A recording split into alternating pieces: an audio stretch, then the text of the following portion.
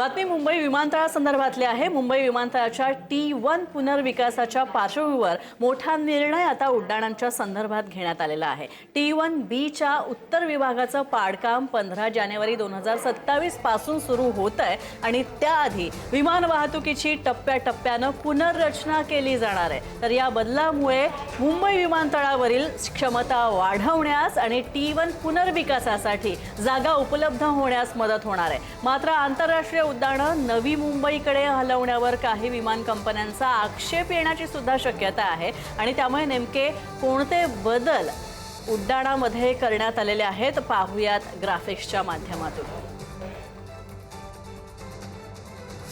1 October 2026 पासून T1 वरील उड्डाणं हलवण्यात आलेलं आहे। 25 ऑक्टोबर 2026 पासून T1 वरील 1/3 उड्डाणं T2 वर स्थलांतरित करण्यात आलेली आहेत। 15 जानेवारी 2027 पासून T1B च्या उत्तर विभागाचं पाडकाम सुरू होणार आहे आणि याच पार्श्वभूमीवर 1 ऑक्टोबर 2026 पासून T1 वरील 1/3 आंतरराष्ट्रीय उड्डाणं नवीन ठिकाणी करण्यात येणार आहे।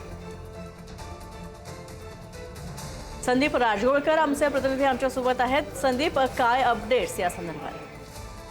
स्नेहा, आपल्याला माहिती आहे संपूर्ण देशभरामध्ये सगळ्यात बिझी एअरपोर्ट म्हणून मुंबई विमानतळाची खरं तर ओळख आहे आणि मुंबई विमानतळावर 2 टर्मिनल आहेत, टर्मिनल 1 आणि टर्मिनल 2। टर्मिनल 2 चा पुनर्विकास जो आहे तो आता यापूर्वीच पूर्ण झालेला आहे आपल्याला माहित आहे आणि आता पूर्ण क्षमतेनं T2 वरून विमान वाहतूक जी आहे ती सुरू झाली आहे। मात्र T1 च्या पुनर्विकास जो आहे तो आता केला जाणार आहे। अदानी उद्योग समूहाच्या व्यवस्थापनाखाली हा सगळा पुनर्विकास जो आहे तो केला जाणार आहे आणि टर्मिनल 1 हे पाडण्यापूर्वी वाहतुकीमध्ये मोठे बदल जे आहेत ते करण्यात येणार आहेत। प्रामुख्यानं 1 ऑक्टोबर 2026 म्हणजे अगदी काही दिवसांनंतर टर्मिनल 2 वरून चालणाऱ्या आंतरराष्ट्रीय विमान सेवांच्या पैकी 1/3 उड्डाणं जे आहेत टेक ऑफ जे असणार आहेत ती नवी मुंबई विमानतळावरून करण्यात येणार आहेत।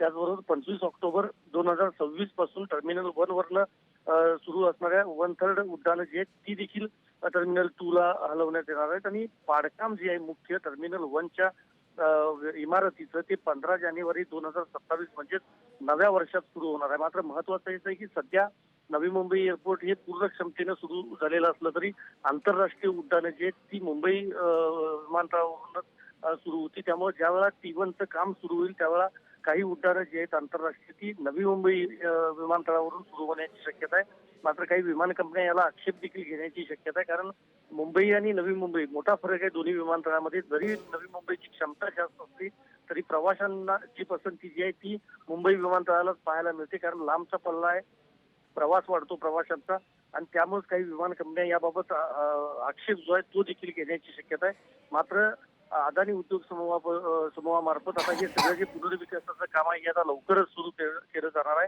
आणि टर्मिनल 1 जे होतं यापूर्वीचं ते आता इतिहास जमा होणार आहे असं म्हणता येईल आणि त्याचं पाडकाम जे आहे ते येत्या 15 जानेवारी 2027 पासून सुरू होणार आहे। स्नेहा, धन्यवाद संदीप या सगळ्या अपडेट्स बद्दल।